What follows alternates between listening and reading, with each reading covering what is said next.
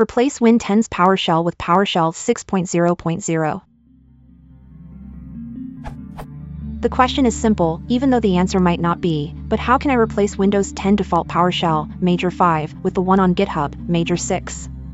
If installed normally, it'll be installed in %program files %PowerShell with executable named pwsh.exe.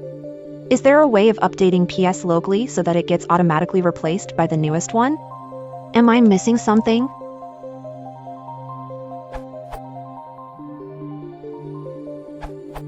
PowerShell Core intentionally does not replace the built-in PowerShell. Does PowerShell Core affect my Windows PowerShell installation? Nope. PowerShell Core is completely side-by-side with Windows PowerShell. In fact, an awesome feature of PowerShell Core is that you can test new versions without affecting existing workloads. Whether it's installed via an MSI or installed portably from the zip package, your Windows PowerShell installation is not affected by PowerShell Core. Since PS Core does have backwards compatibility breaking changes, this is probably not a good idea just yet. You'll find some administrative modules will not work in PowerShell Core. Microsoft is still working on a roadmap for bundling PowerShell Core into Windows by default.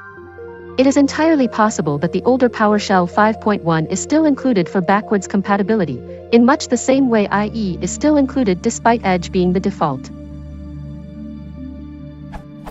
If your goal is just that launching PowerShell.exe will launch Core, you can place the PS Core folder earlier in the path so it is discovered first. Note that this could break scripts that need anything PS Core does not support.